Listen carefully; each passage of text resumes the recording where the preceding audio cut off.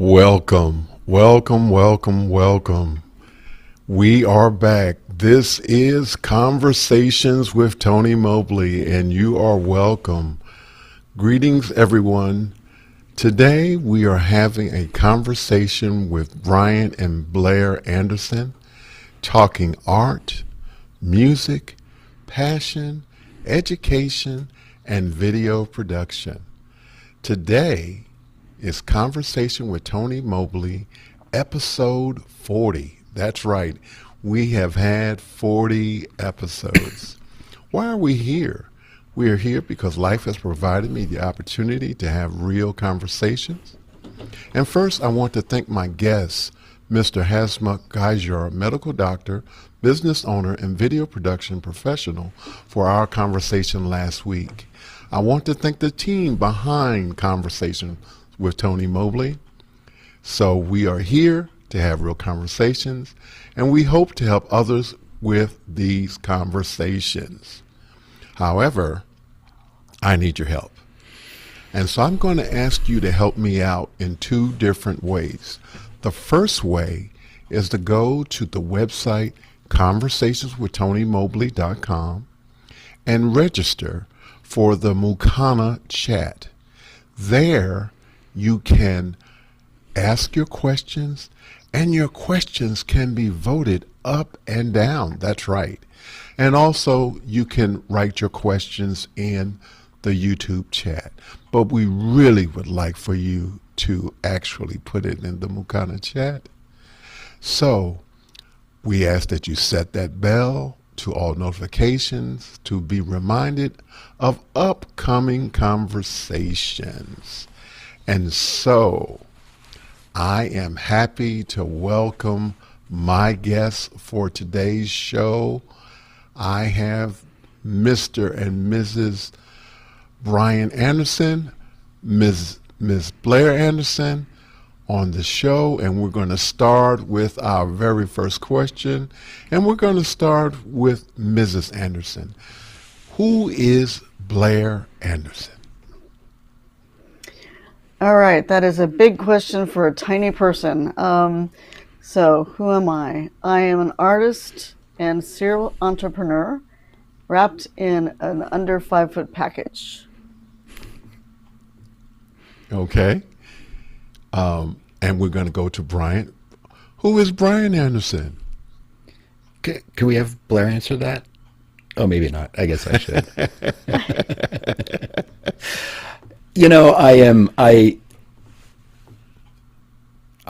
I do a bunch of things. I still identify as a musician because that's my first love and first passion. But I do video multimedia. I'm a tech geek of all kinds of things. I write a little code here and there. I just sort of do whatever needs to be done. But probably I first identify as a musician. It's the thing I love most, the thing I studied, the thing I did for a lot of years. So yeah. And I guess the biggest thing is the lady in the other. It's not on the screen right now, but yeah. There we go. Her. We should be answering each other's questions. Right. So he's brilliant and humble. We can do that. we can do that. So Blair, who is Bryan? The love of my life, my best friend, a brilliant man, a person who can take on any challenge and tackle problem solving like you've never seen before. Super kind, super gracious, just an awesome person. Fantastic. Bryan, who is Blair? Oh, see, now we're doing this. So yeah, I'll echo love of my life. I mean, we've been together for married 35 years and together 39 total, I guess. So yeah, we know each other pretty well. But I'll tell you, she is the most creative, inventive, entrepreneurial person you'll ever meet. And the last one I ever want to meet, because I call them Blair Ventures. She has ideas, and it's kind of like I have this thing where it's like we're getting on the roller coaster, the new Blair Venture, going down the. So that's who she is. It's a fun ride always. That's fantastic. The next question, and by the way, I've only been with my wife It'll be 32 years in May.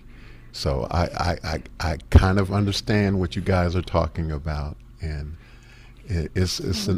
you can tell even before this conversation when you guys were interacting on streams that you have a great relationship. And so again, thank you so much for being here on Conversations with Tony Mobley. What lessons have you learned from your parents that you are using today? We're going to go with Bryan first this time. So I have to say, my dad is is probably the kindest person I have ever met, and I learned from him what it means to be kind, what it means to be giving, both in a marriage and then in life and in work and all those kinds of things. And my mom, was a musician, and so that's a big part of me I got from my mom. But also, she's a very generous person. So generosity, always opening up her home, entertaining. That's not what we do because we're both pretty introverted, actually. But I like to think that we are generous in the activities that we undertake and some of the adventures we've had. Blair. I would have to say my mother, who is now 94 years old, is the most positive person on the planet. And so if I were to say there are any lessons learned, it's mostly about her perspective on life and approaching life with that kind of just, laughing at yourself, being able to not take things too seriously. And even though I probably do sometimes, her example to me for being such a positive, wonderful individual is I think the most impacting thing. Fantastic. What does your family think about what you're doing, i.e. Daniel? For those who don't know, who is Daniel? And then you can talk about your family.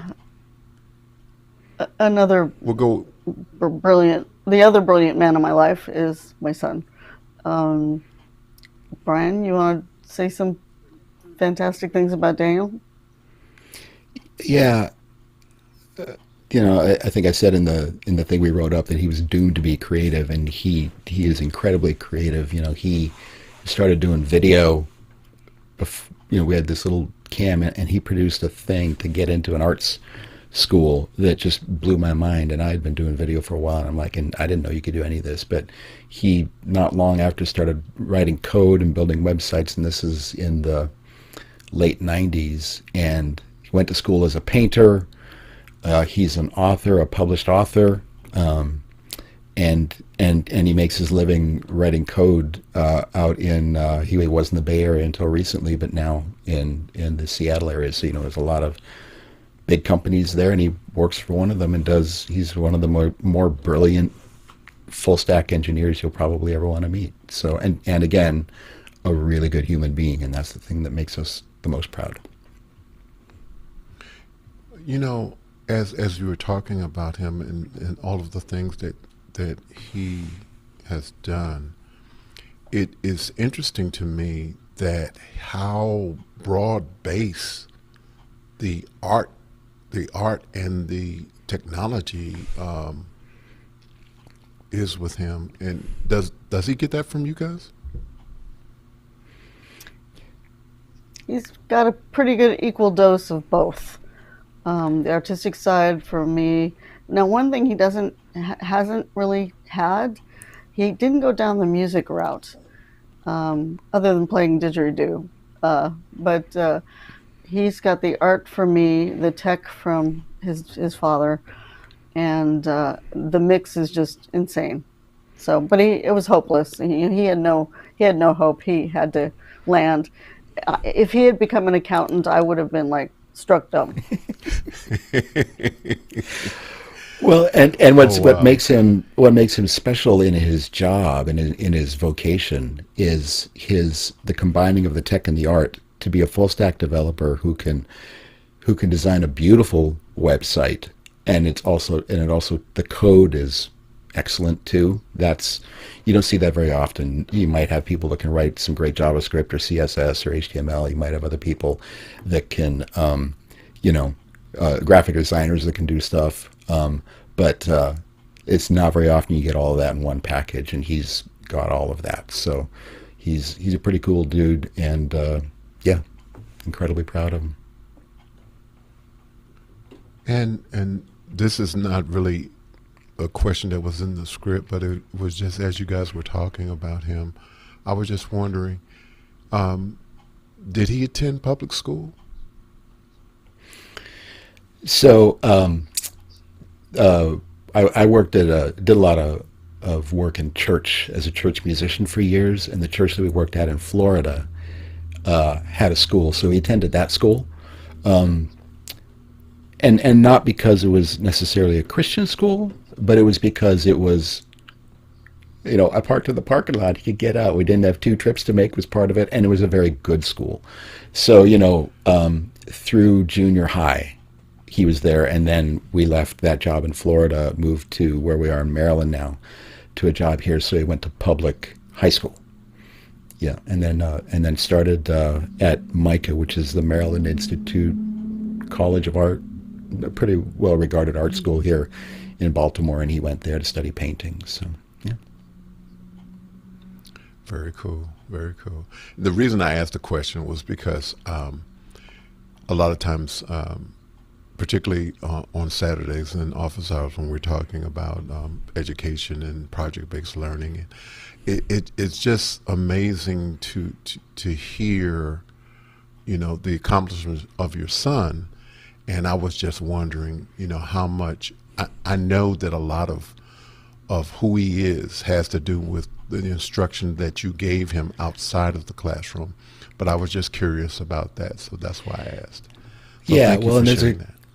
yeah, well, and just to extrapolate that a little bit, I mean, a couple of examples. You know, Blair, I mean, from the day he was born, his entire room was painted like a jungle, and so he had the whole thing was painted, wall to wall. Our house in Florida, I came home from work one day, and Blair had taken like some hair clippers after the carpet and carved dinosaur feet in the carpet, and his whole room in Florida was a dinosaur thing. And he took things that he was doing for fun, like playing a game, to begin to write the backstory for the game, and that's where some of his first writing came out of. You know, Blair was a graphic designer, was doing layout and design for a magazine in South Florida, and wasn't long, and Daniel had a column in the magazine called Kids Corner, and he had to write a monthly, was it, Blair, I think, monthly column about things from a kid's perspective. So yeah, he gets it from both of us, but there were always projects in the house or opportunities to be creative that he was exposed to, and that, I think, that influenced who he became. Fantastic. Let's talk about avisualplanet.com. So we're going to start with Blair, because that's your baby. It was my baby. So the sort of birth of it was, we were working in church, and our particular ministry was very visual specific, and it became clear to me that you needed really good graphics to be able to produce something that was not mediocre, because that's when the days where things were just awful. And I was doing graphic design, and so I thought, well, wouldn't it be great if we produced a bunch of great content for nonprofits and churches and other types of organizations to use, do it based on a subscription. So all they would do was pay their $25 a month. I forget. I think it was $25 a month, right, Bryan? And they could take all they wanted. Like, there was no limit of the amount of content that. So some churches would sign up, or nonprofits or whatever would sign up and go there for 1 month and take the whole library, which was encouraged. You know, that was part of the deal was, and then we just kept making content for it, and it was right around the crash of the housing thing where it finally, a lot of nonprofits had to stop their subscription, any of their subscription stuff. So I pivoted, went back into metalsmithing, and opened up SilverWorks. But yeah, it's about 90% of the content on that site was my production work in Photoshop, photography. We traveled a lot to gain footage that people could use. Now you have all these suppliers, but back then it wasn't readily available to have that kind of content for churches and nonprofits to use. So pretty proud of it, but it's finally time to close that door on that one. Yeah, I had the pleasure of looking at some of the stills that are still posted on the website before our conversation tonight, and it is beautiful. And I think you said that 90% of the actual art is yours. Mm-hmm. Yeah, we included and we hosted other artists and encouraged them in their art, and that's part of what Bryan and I do in our whole life, is encouraging people in whatever craft or art that they do. And so I did gather a team of other creatives from all over, and they would participate. They would, send me 4 pieces or 5 pieces, but again, about 90% of it was all my work.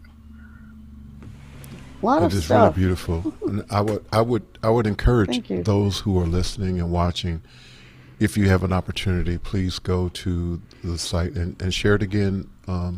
Blair, please. It's A Visual Planet. avisualplanet.com. But it won't be there long. Go and check out. Right. Yeah, we're finally shutting that server down in a week or two. Yeah.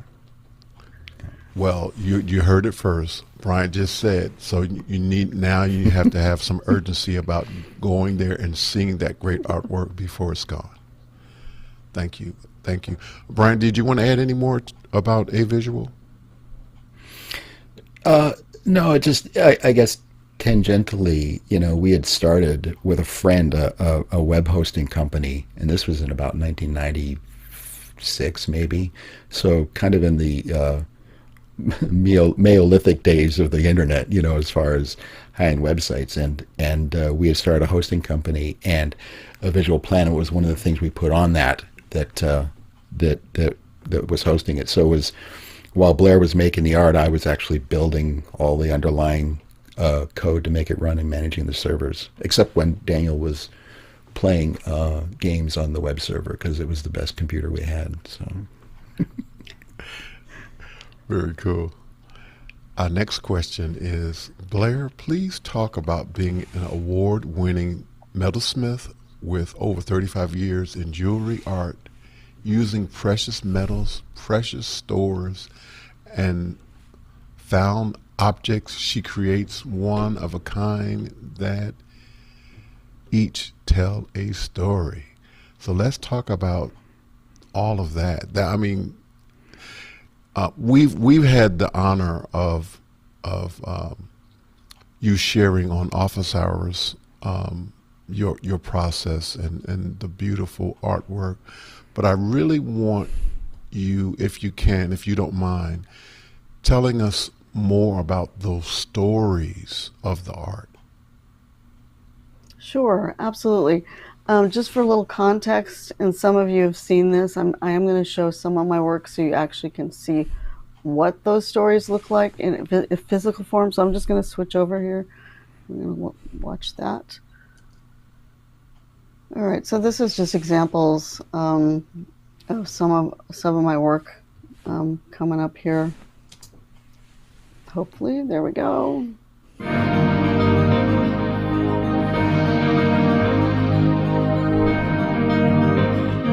So the jump off points tend to be the stones. They start it, but then there are also other things that I use, that glass and plastics and other things that will actually create those works.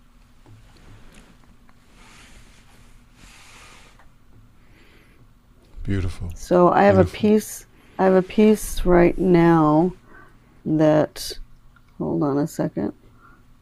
If I can go there. So this is just an example of a piece that's got a very special stone. It's a stone that's mined only in Arizona, in one mine that's owned by a family, and so that piece right there is it's turquoise. It's a special type of turquoise, and that's called grass is greener. So the idea was just it's got such a green turquoise color to it, unlike the conventional turquoise, that it was really about talking about that sometimes we view the grass as greener. Beautiful. And that is 3 cam. I was going to zoom in on it a little bit. And we won't go there. Okay. Artist in residence. That all that means is my studio happens to be at the historic Glen Echo Park. I went on to the next question. Sorry, Tony. Me, okay. The artist. I just do what I do.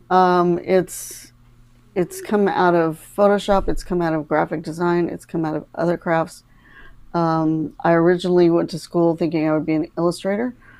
And then I took a class in metalsmithing and I was hooked. That was it for me.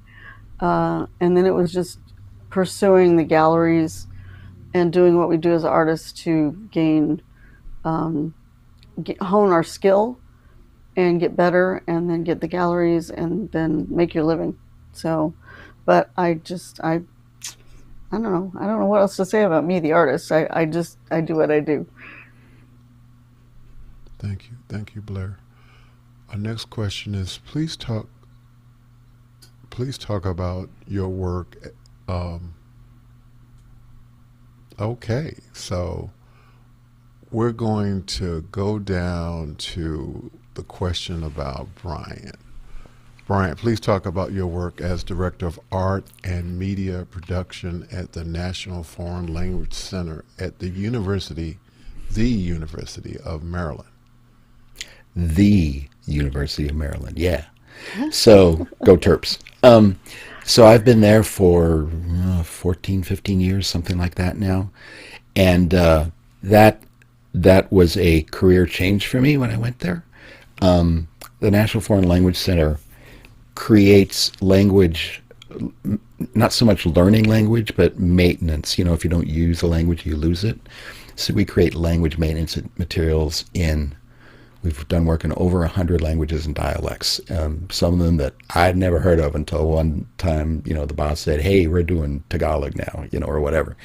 And the job, I've been doing this long enough that it's kind of changed in the beginning. We would get audio files or actually find native language speakers of whatever language and bring them in and record them.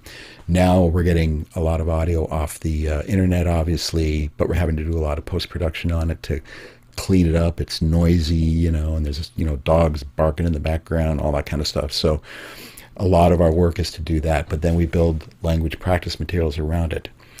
The work there started with audio and then developed the video side of things. We became an e-learning shop that developed e-learning and everything from language stuff, obviously, to even other things like how cell phones work and how waveforms propagate and all this kind of stuff.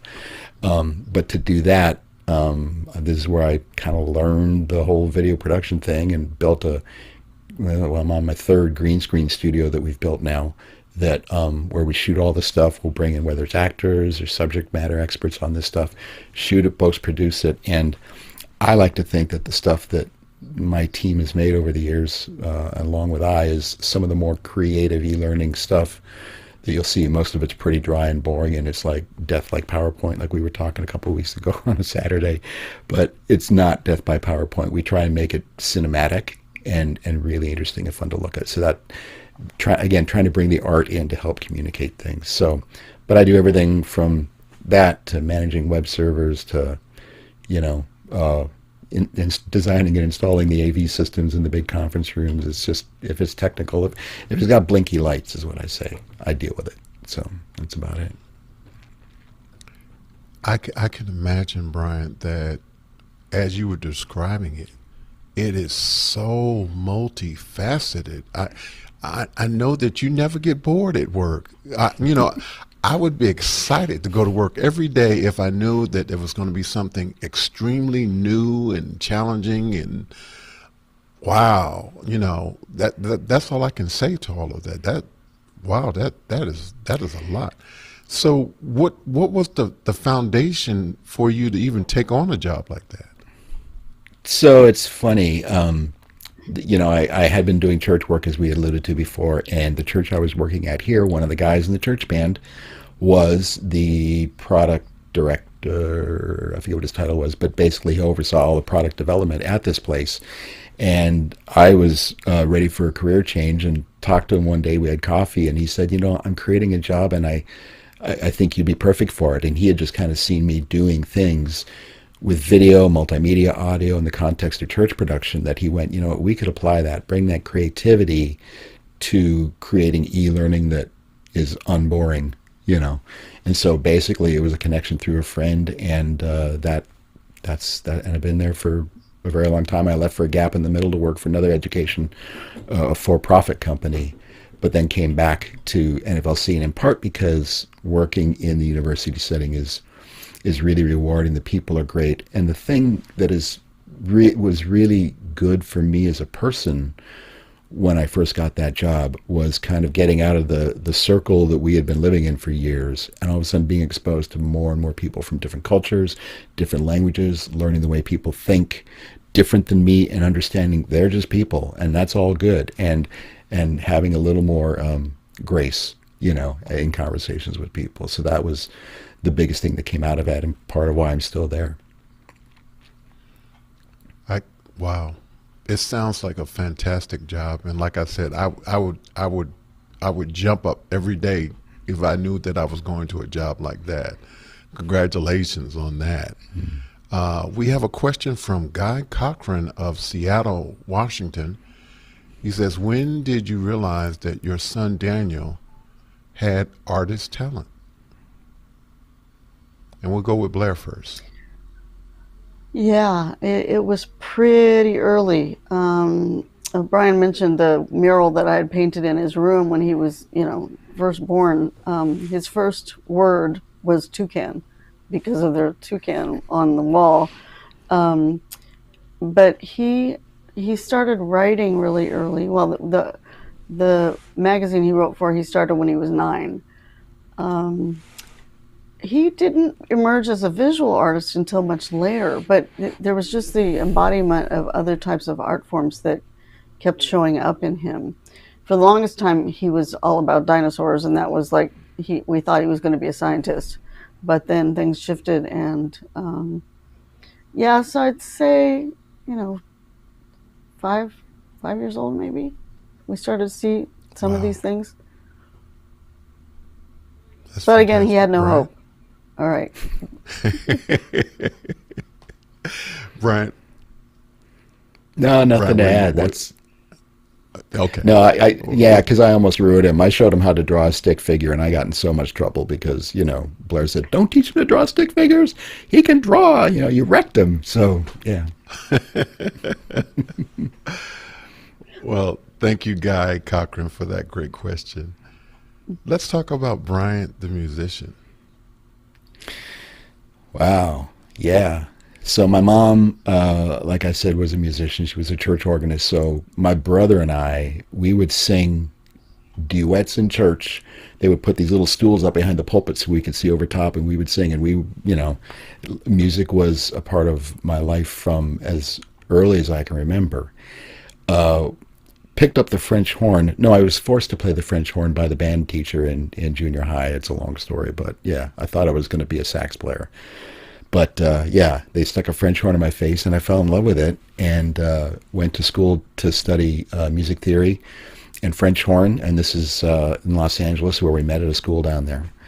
And I thought I was going to be a French horn player, And then I got bit by the recording bug.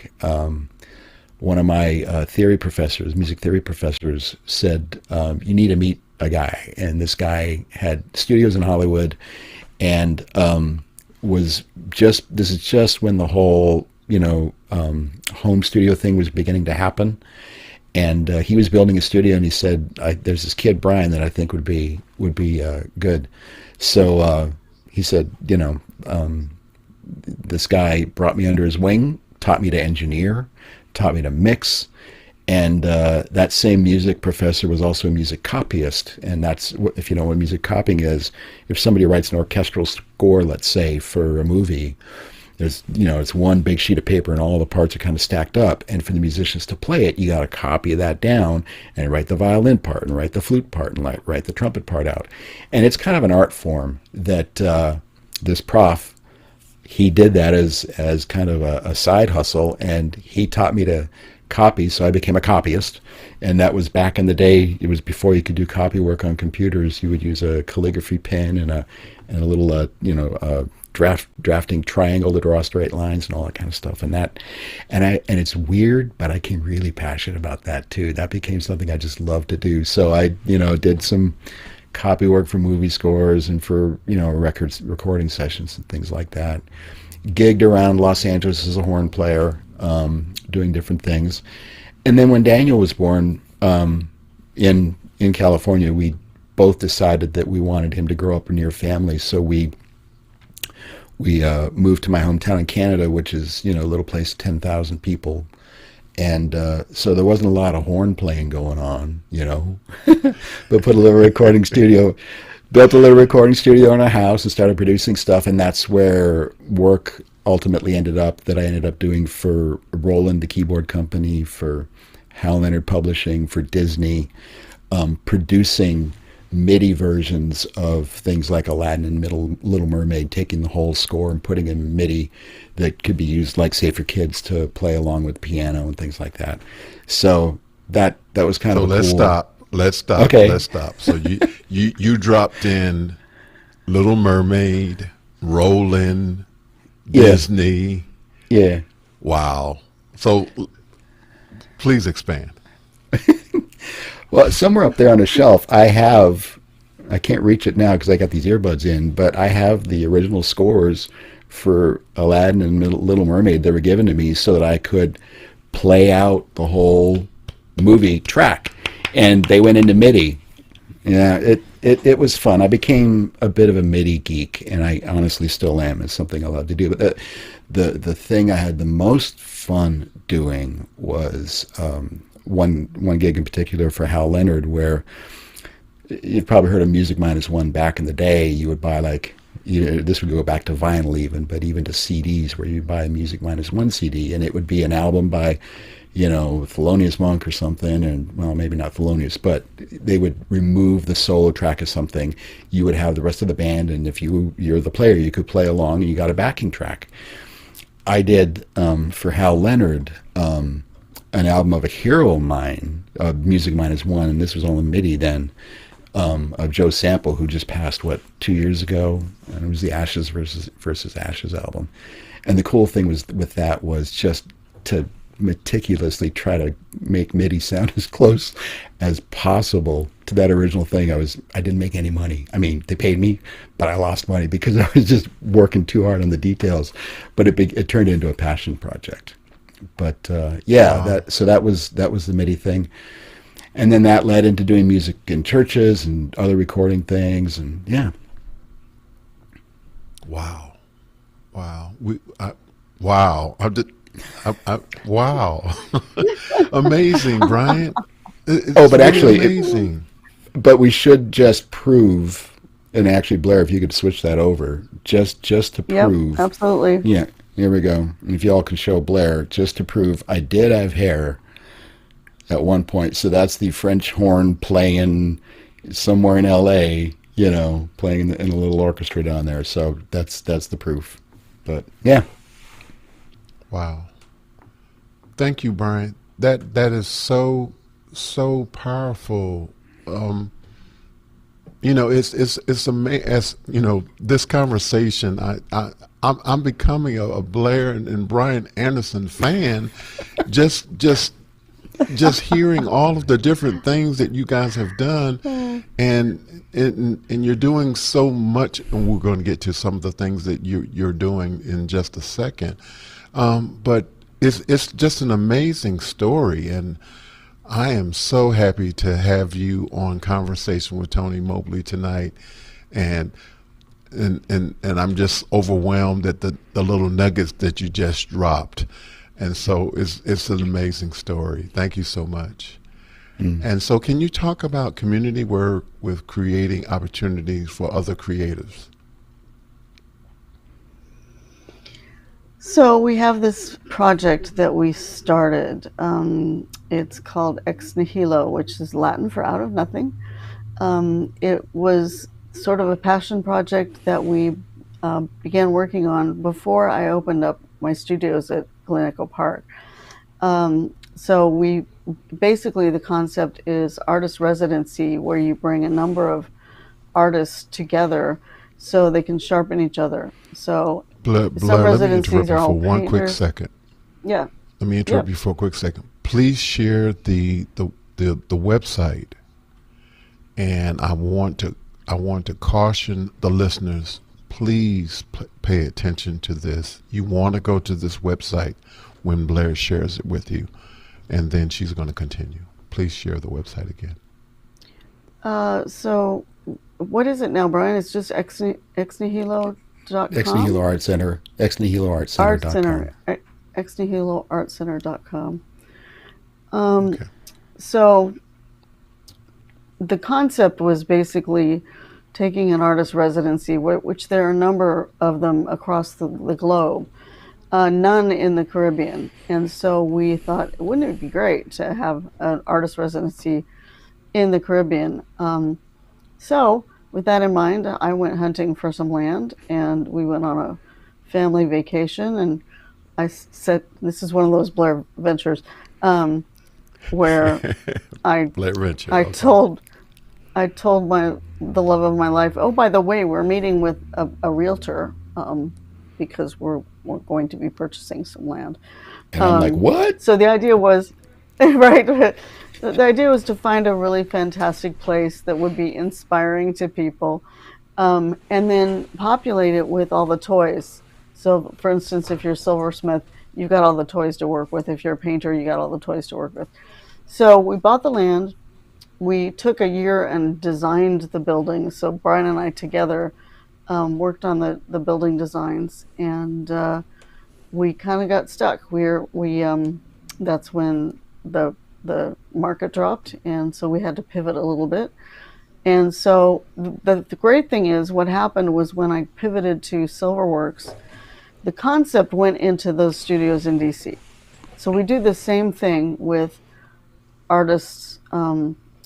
Basically what we do is, if we find a talent, we give them free studio time, free classes, we photograph their work, we give them an exhibit, and so we encourage artists in their work. But yeah, the Ex Nihilo, Bryan just brought up the Art Center. Did you, is that shortened, Bryan? Yeah, I shortened it Should I down a show little it? bit. If Tony, do you want to? We can just show a little snippet of the video Please. so people can see where it is. Please. Yeah. Okay. I've turned So the sound this is- off, so this is you can the just talk bigger- over it. So this is the bigger project. And yes, that's me back in the day, with hair. So both Bryan and I had hair at one point. This is the property. I'm actually about to show you. That's it. That's the property. And so the housing overlooks this fantastic cove. It's in Long Island, the Bahamas, so one of the really, really small out islands. They call them the Family Islands. But that was the view, and that's what we really wanted to inspire our artists. I'll So fast forward ahead basically, a little bit. Yeah. yeah, go ahead and do that. Again, it's to give a place for people to produce their art, and to preserve the local art as well. So this was actually an Indiegogo a campaign for us using this video. Oh, no buildings? Yeah. 1 second. So the buildings, I think, are the most interesting part, other than the property, because they do show. Here it is. They show how ambitious this is. First of all, so that's the land, and here are the buildings. Each one is an artist habitat, and then there's the main building that houses a recording studio, a place for people to gather for food, the gallery, a number of things. So again, these buildings are designed and ready to execute. It's a prefab thing that's done here in the States, and then when you go, you take it onto the island. They're raised, and so that's where we're at right now. We're in the fundraising process of that. So that's the exit strategy for Bryan and Blair. Are you comfortable with sharing some of your fundraising strategy? There might be people listening that might want to participate. Sure. Right now we're under the fiscal sponsor of Fractured Atlas, and that's actually, if you go to that Ex Nihilo website, you'll see a place that you can actually donate to the project. Our past fundraising has been through the Bahamian consulate here. We had a big auction and live event in downtown DC. So we've done a number of the harder things to do to raise the funds. But we kind of came to a halt with just even the whole COVID thing, because my studio was shut down and I needed to raise that back up for me to continue to function. And we're back at it, so that's good. As of September, I'm finally back at that. So we'll be approaching this again. Yeah. If I could, the idea came from the passion that we have to be around other creative people. There's nothing better than hanging out with creative people. And especially when you hang out with creative people who do a different thing. Like, I'm a musician, but I can learn something from a painter or a potter or a poet. Didn't mean to do the alliteration. That just happened. But, to be able to hang out with other artists, and this came from the work we did in churches. They were the churches that I was working at, specifically the one in Florida that we were working at. It was one of these big production kind of things. So there was music and drama and lighting and media and all that kind of stuff. And the passion of seeing what could happen when you put these different creative minds together to create new things. So that's where the name Ex Nihilo for us made sense, because that's something out of nothing idea. And we thought, boy, what a better thing than to hang out and be sort of the proprietors of the bed and breakfast, of all these different artists. And they make their stuff during the day or write their music or do whatever they do. And then we all get together and have a meal together and hang out and talk and rub up against each other. The potential energy of that is part of that. That's the big reason that we do this, and to give artists a break, who maybe have been beat up or worn down or whatever. So that's the passion of the thing. Are you guys planning to travel back and forth between the project and where you are now, your home now? Or is it going to eventually be a shift to that community? So the plan was, and yes, we were, before COVID, we were traveling back and forth fairly regular basis. But the plan is to be there, to transition, to be there for a portion of the year, and then ultimately be there for full time, because we have to transition out of what we've created here, and we haven't quite nailed that down yet. but yeah, we have partners there that we get together with via Zoom and all that. And we actually stopped doing that during the pandemic as well, just because everything got so crazy. But yeah, one of the partners was born on Long Island, and the other one is an art professor at the university. So anyway, that went beyond your question. Well, that's great. Thank you, Blair, so much for that. How has the world changed since COVID-19? Right? I keep saying everything has just gotten harder. You know, getting milk has gotten harder. Going to work has gotten harder. It's more hoops. Blair teaching a class again has gotten harder because, like, we got to check vaccine cards when people come in. It's like the things you used to just be able to do, and going to a restaurant, and all that stuff that's what's changed for me. That's my big one. Blair? Well, I think for me personally, it's my body clock just shut down. So I am normally extremely prolific in everything I do, and it came to such a screeching halt that I am finding it's a real challenge to get that back up and running to the level that I was running before. And some of it is probably a good lesson that you don't want to get it back to that level because maybe you were doing too much. But I have recognized that, wow, this is taking me a lot longer than it used to. Wow. Okay. We have another musician in the house, Mr. Todd C. Reynolds of North Adams, Massachusetts. Bryan, you and I share the same parental scene, having church organists as parents. What do you do during sermons when you were a kid? Oh, I was totally paying attention 100%. Oh, I'm lying.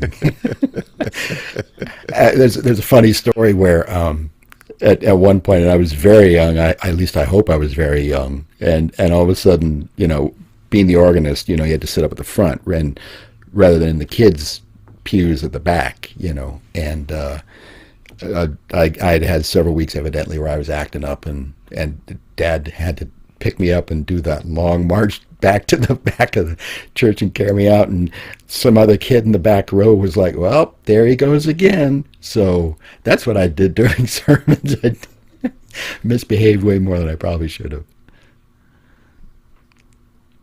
Thank you, Todd, for that great question. Please talk about your faith in church work, and we're going to start with Blair.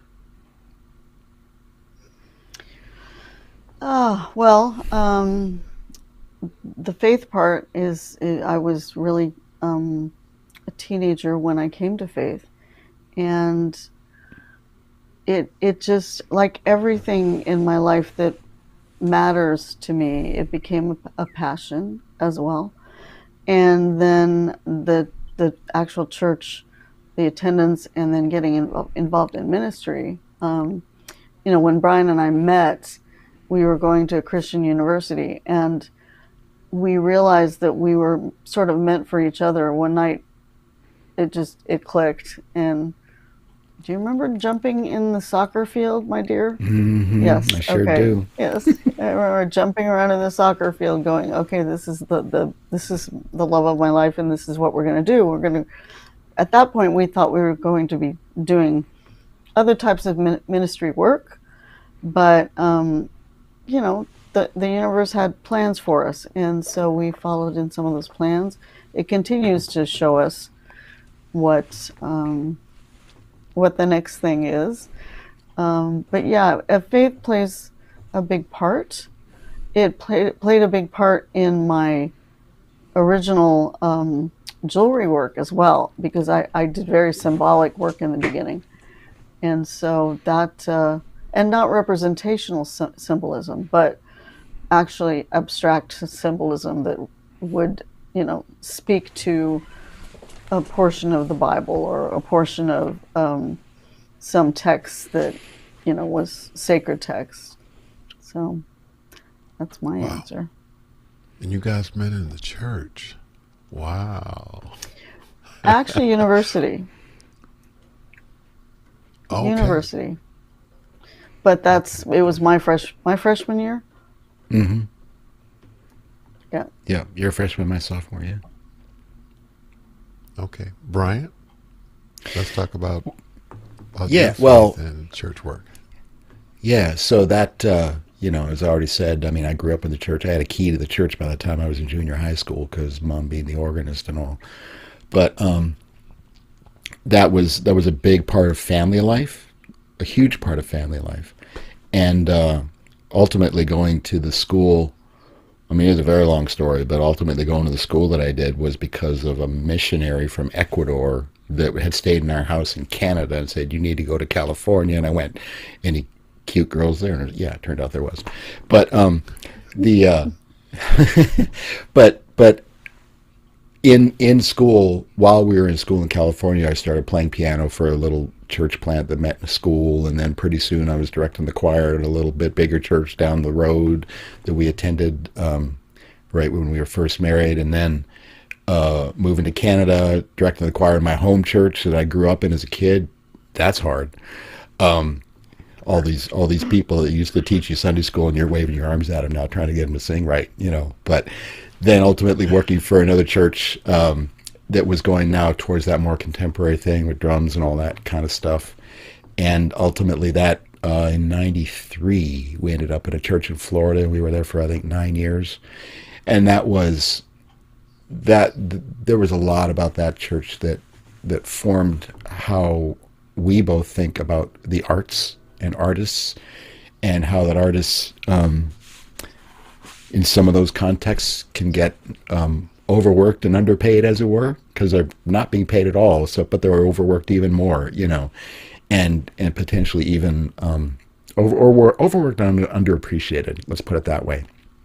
And there being, a lot of artists who are being used for the talents and skills they have, and pretty soon they're no longer people that just need to be cared for. So a big part of how we saw what we did in that particular ministry was not that we're trying to put on a good show, although we tried to do something that was excellent, but I was more concerned about caring for my team, and so and also developing people. So rather than hiring a hot drummer, and I mean, where this is in South Florida, we weren't far from Miami, so I mean, yeah, you could hire some of the best musicians around, but I, if at all possible, refused to do that, because I would rather develop the guy who was a cabinet maker, not the greatest drummer, but he wanted to serve and he wanted to give. And so I'd rehearse extra for him, or I'd write parts that were simpler, or if I knew that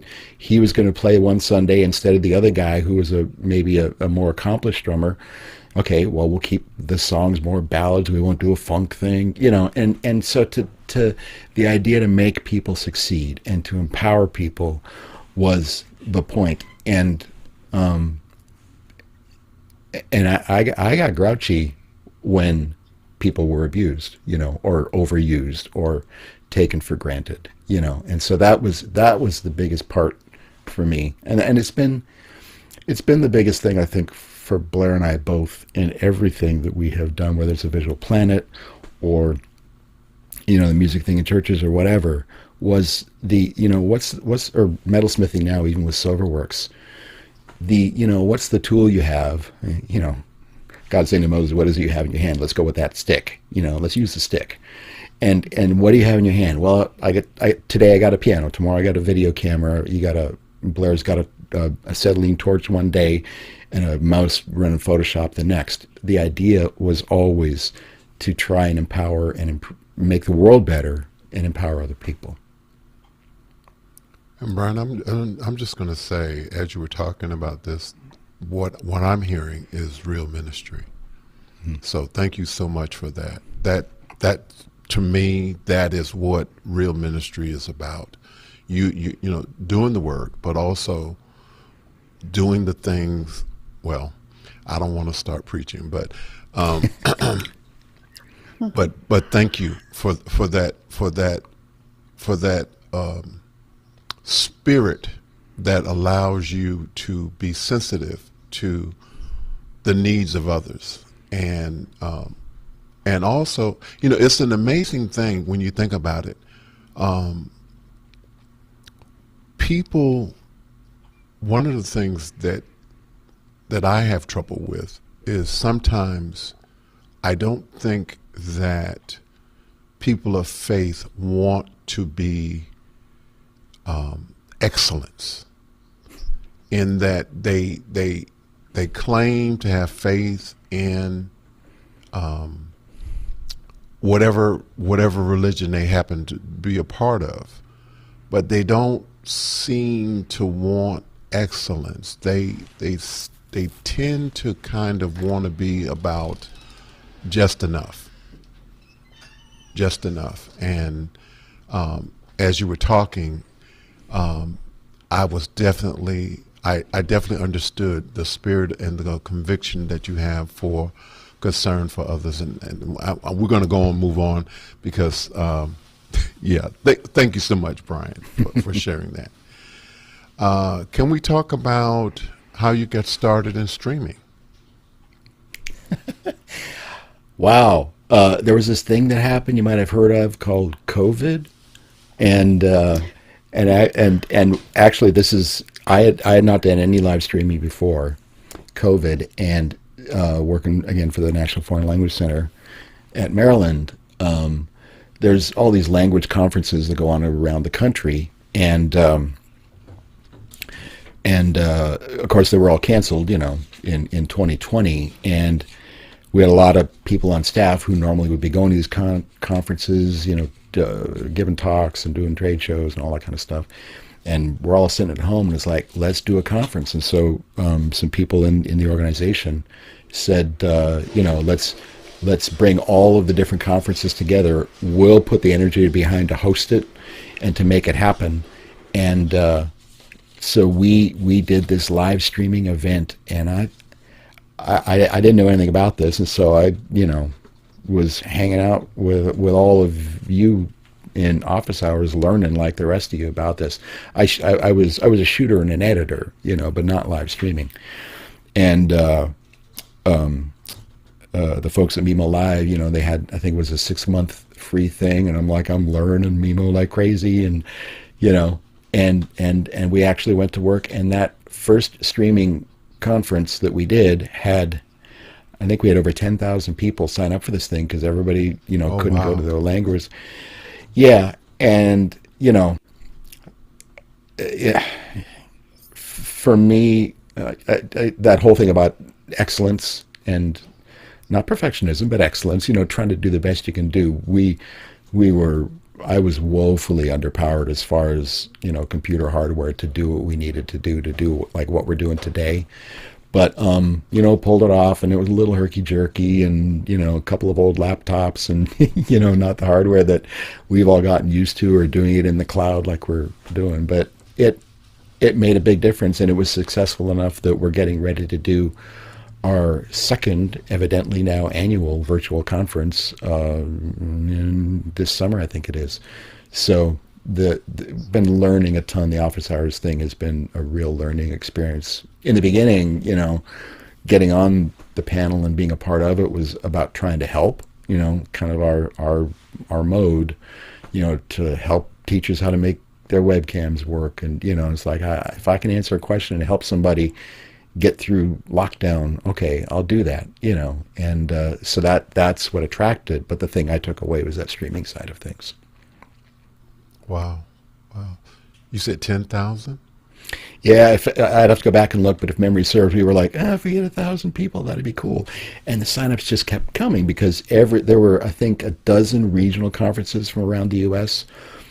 that were canceled, and so they all got on board and sent out the registration stuff to their whole mailing list, and everyone was like, on board, I'm signing up. And so, and this conference was, again, helping educators was the big thing. It was all about language instruction for the most part. So that was really rewarding, and that was the biggest yeah, that was my on ramp to live streaming. I'm curious, has any other universities reached out to you guys and asked about how they could replicate what you're doing? You know, we just did a thing, and I mean, there was something on the video, the media folk at Maryland in different units, or something that went out there to somebody knows something about live streaming, and I don't even feel confident enough yet that I could answer the guy's question about, like, he's doing an event. He's like, what questions do I ask, or what gear do I get? And I haven't replied yet because I'm thinking about, who in our community that we're all involved in could I tap to say, help me answer this question for this person. So, yeah. Wow. Powerful. Wow.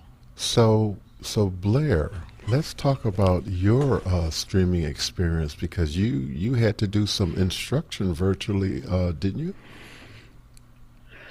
So I am. It's really hard to do instruction because what's behind me it's very tool specific.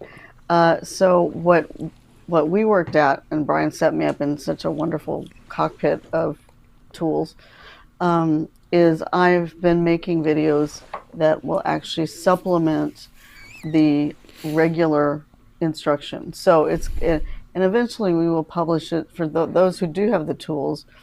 They will be able to actually take a class, use the videos, and then come and talk with me, and I can do portions of it live. Haven't done it yet.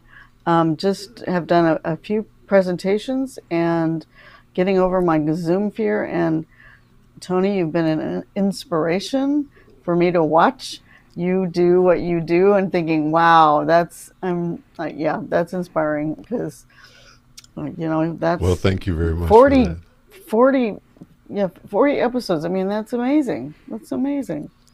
Well, we were watching you in the beginning. It's like, you're doing this now? We saw you, a year ago, whenever you first started. Right? Education Hour. It was like, man, that's so cool.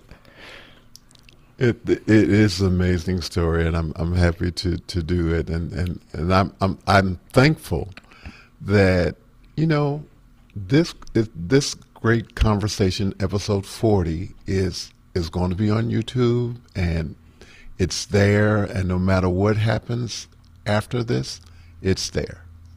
And I'm so appreciative of you guys being on with me tonight.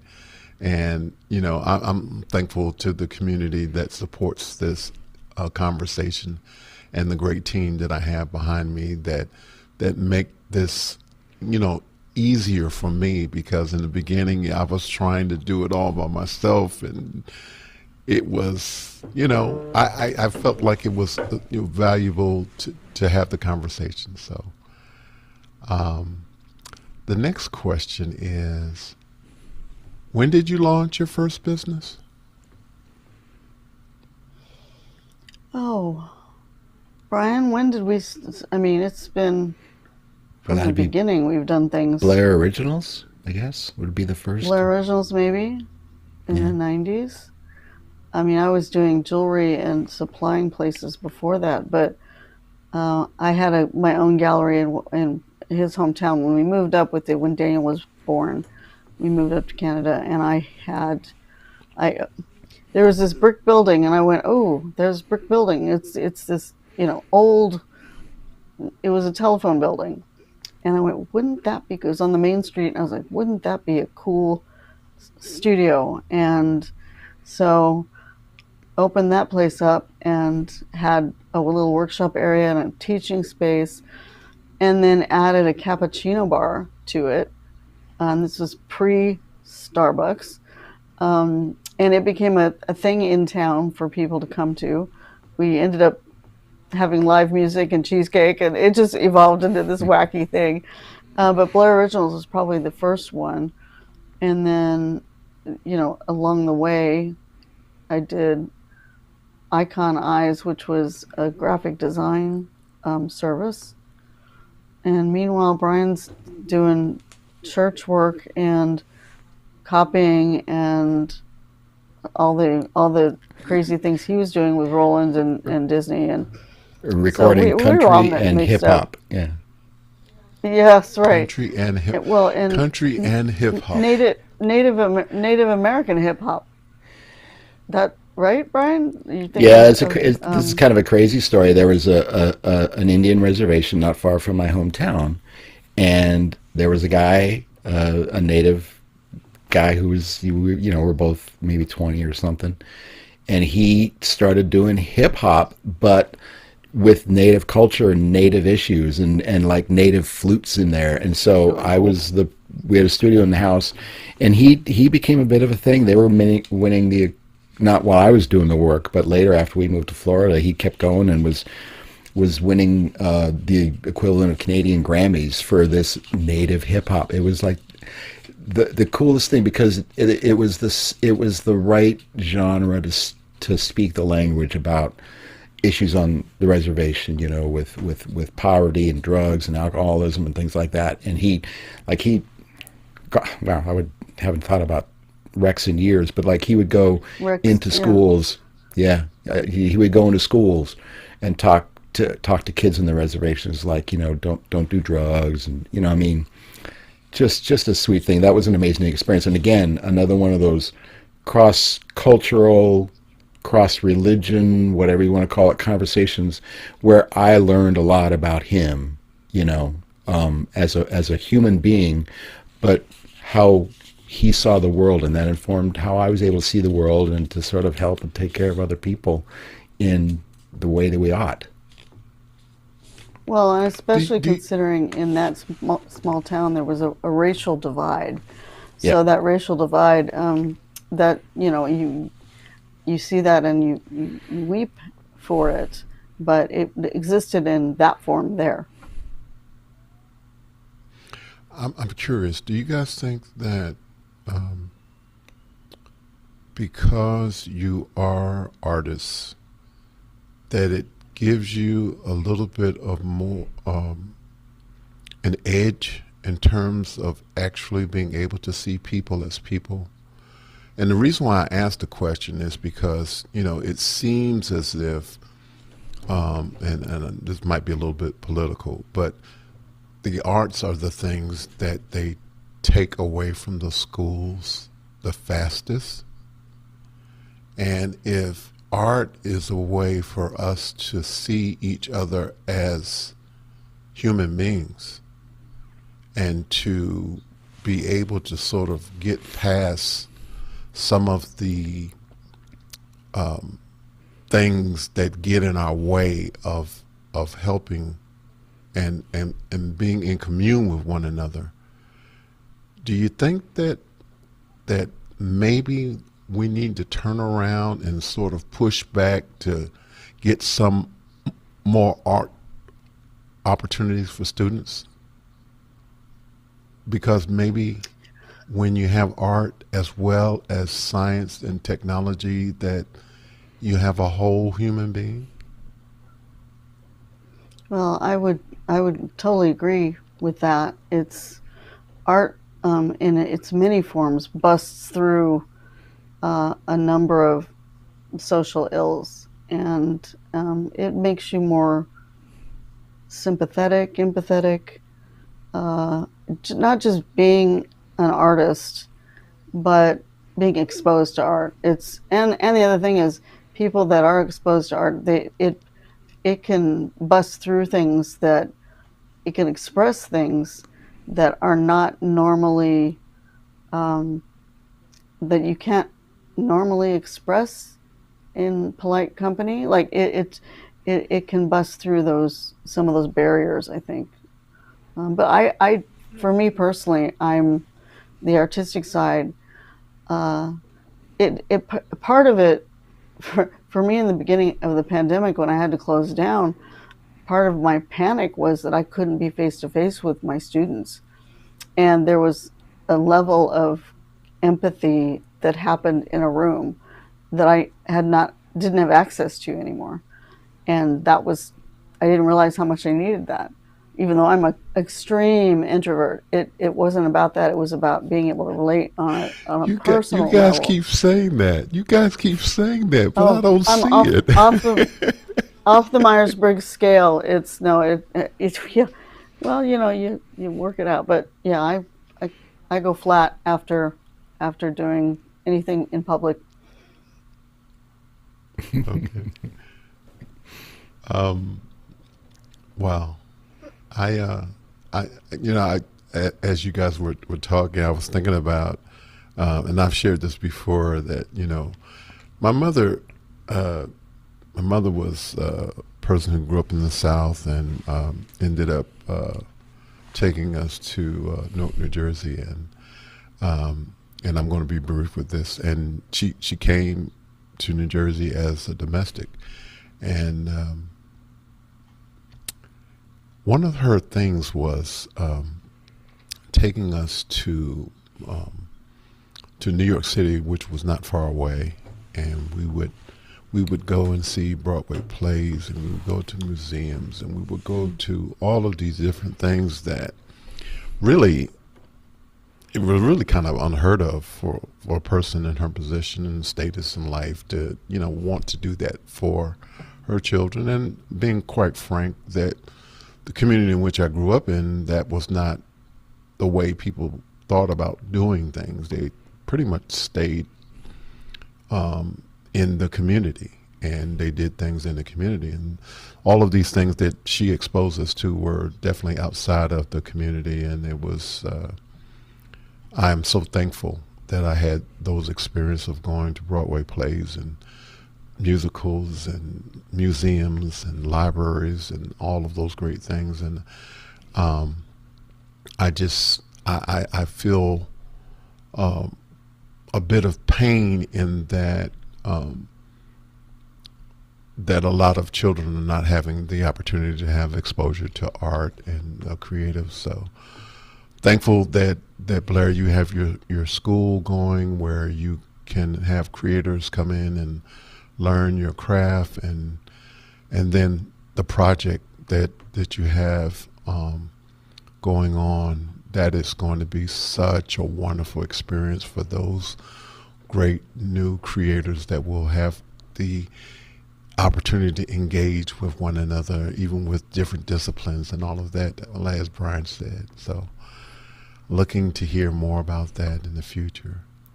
Well, and the other part of it, oh, sorry, the other part about that is that it also is going to bring art into the community as part of the idea of that.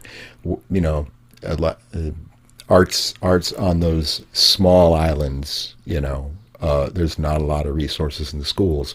And so the idea is if you're a resident at Ex Nihilo, you're going to go and you're going to spend a day teaching kids how to do ceramics, or that's part of the dream of the whole thing, is to kind of like bring in people from the outside and kind of feed into the community and kind of foster that arts thing. And then the other thing I wanted to say real quick was just a not a plug, but just this whole thing of the intersection of arts and faith and the questions of race and religion and all of that. A buddy of mine, he when I left my last church job here, he's the guy that took over for me. We had known each other for 2 or 3 years at that point. And his name is Jimmy Calhoun, and you can look him up on Amazon. He was he grew up with Jimi Hendrix, was Jimmy's first bass player, played in Parliament Funkadelic, and session player and bass player, Saturday Night Live band for a time. But he eventually became a church planter and pastor, and now has written books. One title, that brings us all together, of one of his books is Grace, Base, and Race, or Base, Grace, and Race.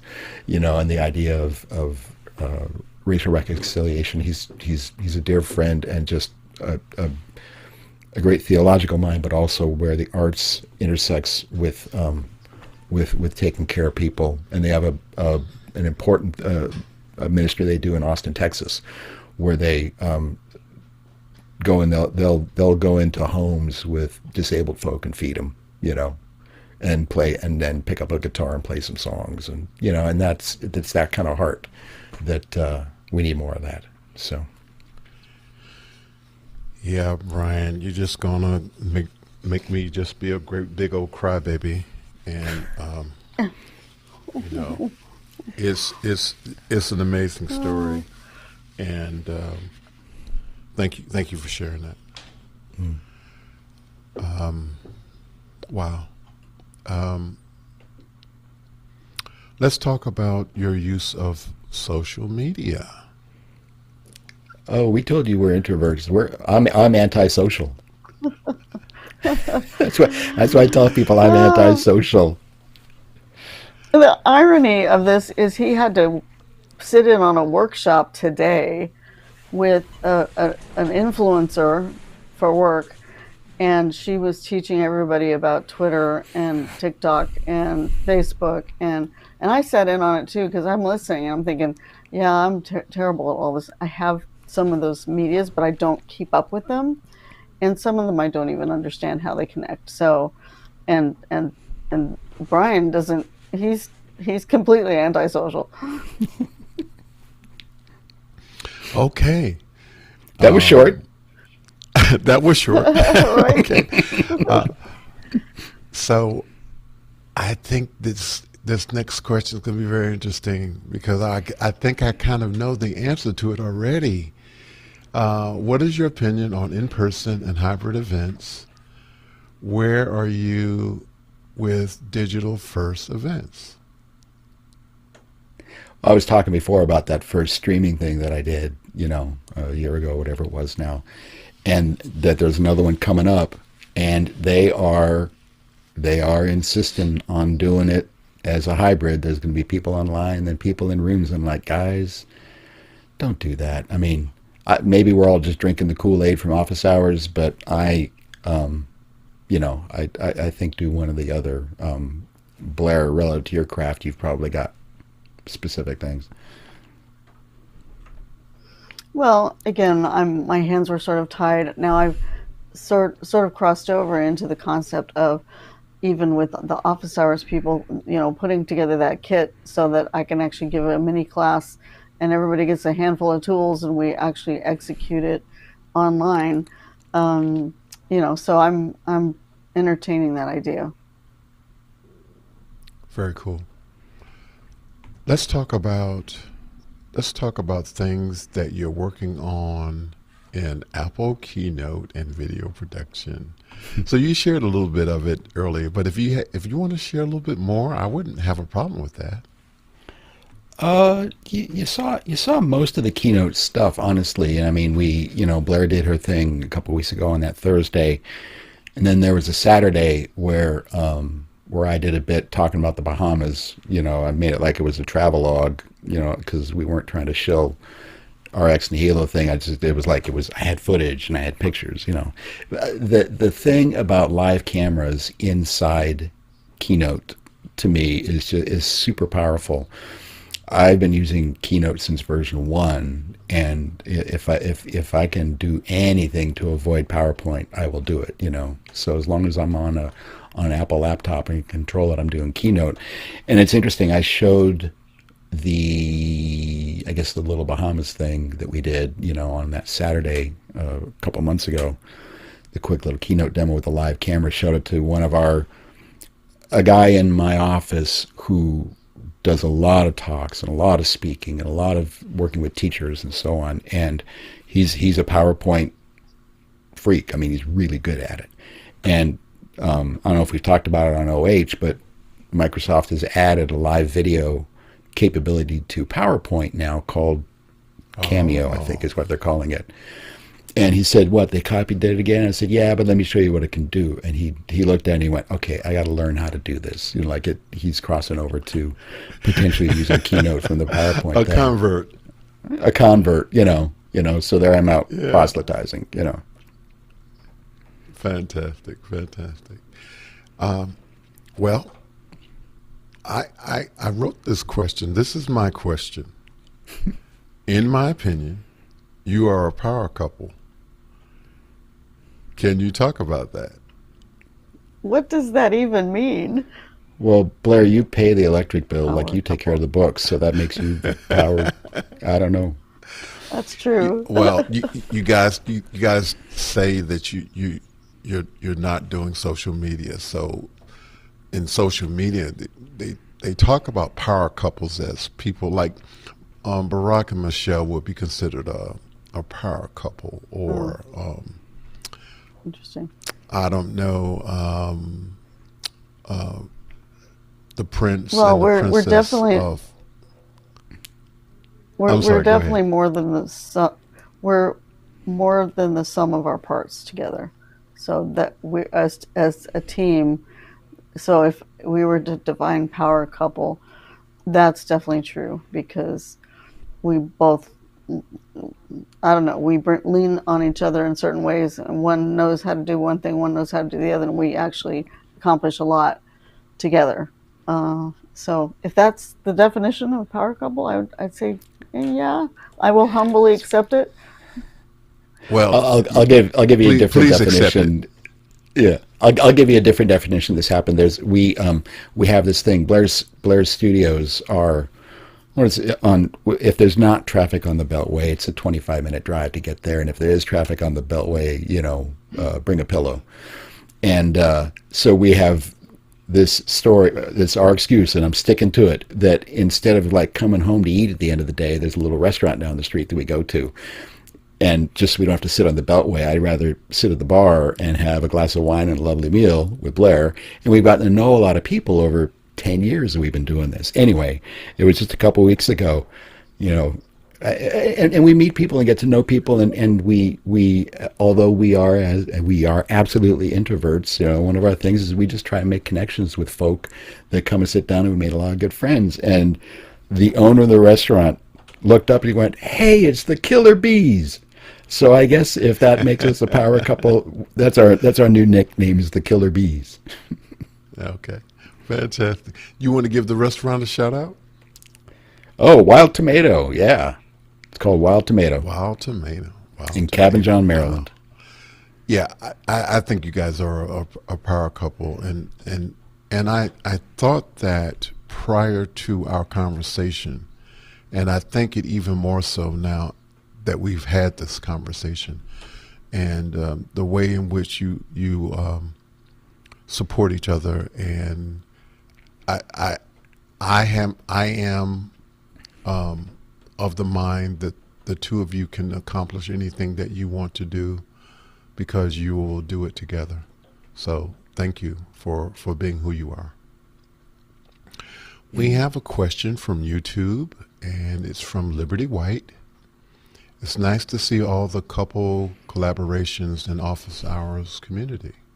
So it's a comment. So thank you, Liberty, for the comment. What are you most concerned about for the future?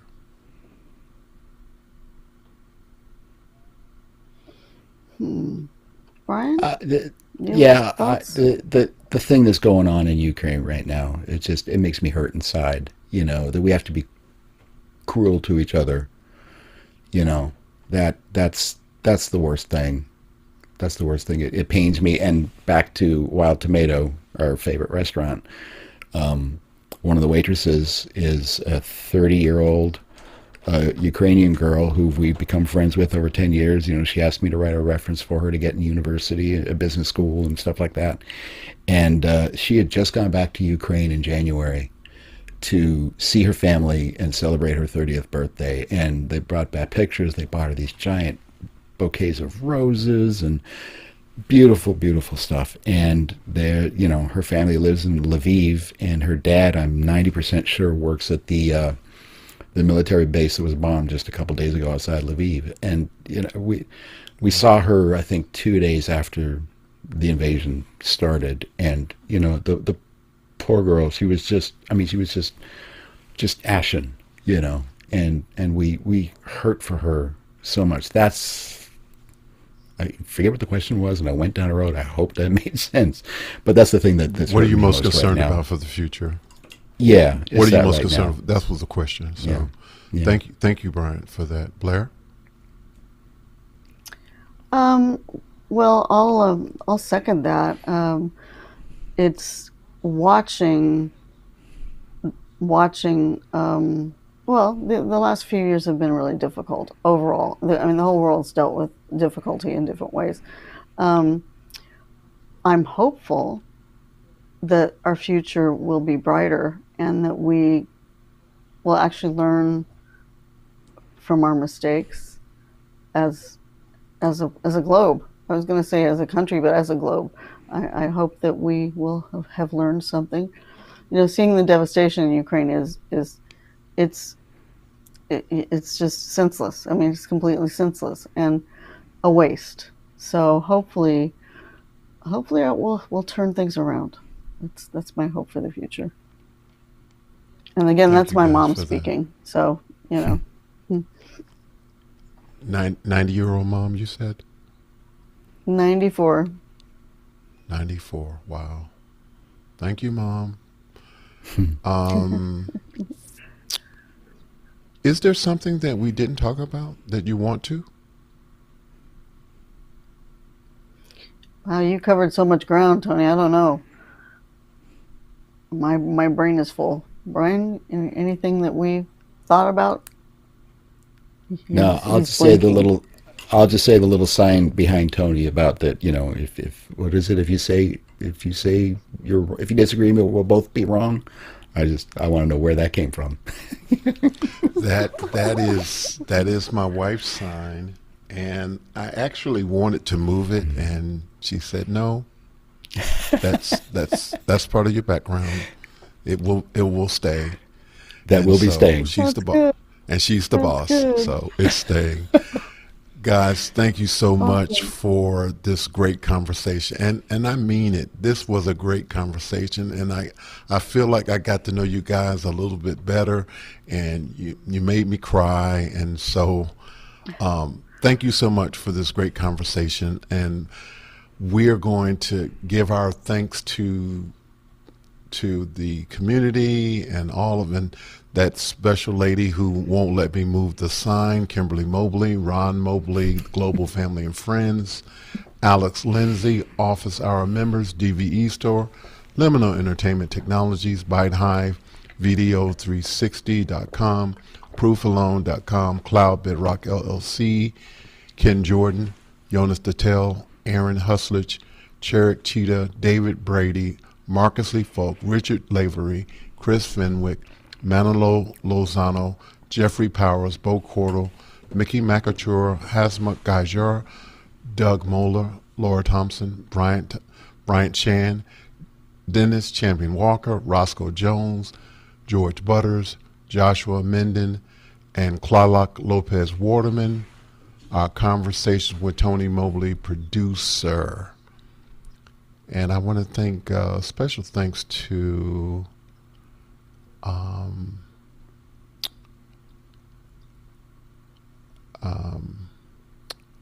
Cherrick Cheetah and Jonas Dattel for them doing a special effort with Mr.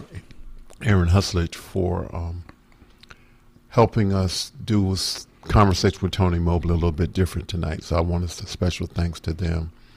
And I also want to thank all of the members of the team and those who are working behind the scenes to learn how we do conversations with Tony Mobley.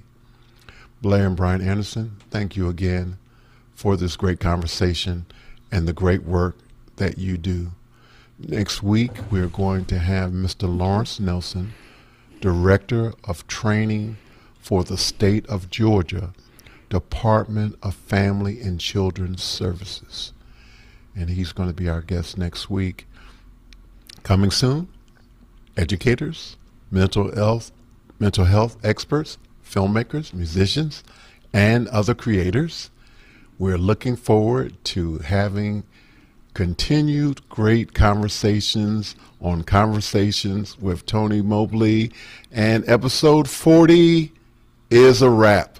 Thank you guys so much for being here with me tonight. Take care. Good night. And we'll see you next week on Conversations with Tony Mobley.